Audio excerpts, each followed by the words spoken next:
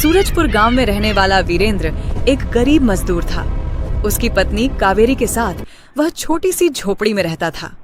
वीरेंद्र दिन भर जंगल से लकड़ियां काटकर बाजार में बेचता और उसी से दोनों का गुजारा चलता था।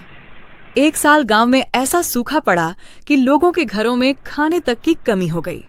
जंगल सूखने लगे और काम मिलना भी बंद हो गया। अब क्या करेंगे जी? घर में आटा तक खत्म हो गया। वीरेंद्र ने गहरी सांस ली। भगवान ने चाहा तो सब ठीक होगा। अगली सुबह वीरेंद्र कुल्हाड़ी लेकर निकल पड़ा। कई घंटे भटकने के बाद उसे एक घायल बूढ़ा आदमी रास्ते के किनारे पड़ा मिला। बाबा, क्या हुआ आपको? 2 दिन से कुछ नहीं खाया बेटा। वीरेंद्र के पास सिर्फ एक सूखी रोटी थी। उसने बिना सोचे वहीं बूढ़े को दे दी। ये खा लीजिए बाबा। और तुम?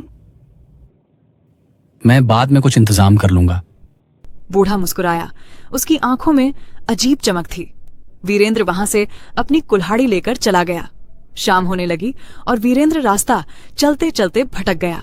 तभी उसे दूर एक पुराना मंदिर दिखाई दिया। वो अंदर गया तो देखकर दंग रह गया।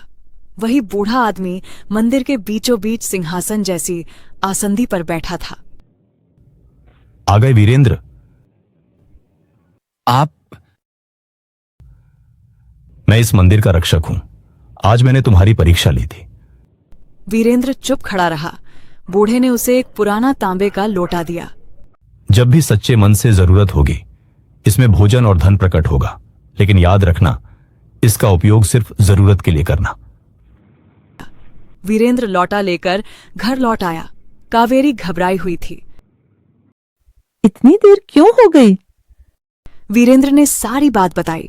फिर दोनों ने भगवान को याद करके लौटा सामने रखा। अचानक उसमें से गर्म खाना और चांदी के सिक्के निकलने लगे। लगता है भगवान ने हमारी सुन ली। धीरे धीरे वीरेंद्र ने लकड़ी का छोटा व्यापार शुरू कर दिया। उसकी मेहनत और ईमानदारी से कारोबार बढ़ने लगा। गांव वाले भी उसका सम्मान करने लगे।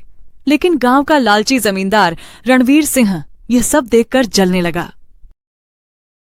एक गरीब लकड़हारा अचानक इतना अमीर कैसे बन गया? जरूर कोई राज छुपा है। एक रात उसने चोरी से वह जादुई लोटा चुरा लिया। हाँ, अब ये जादुई लोटा मेरा है।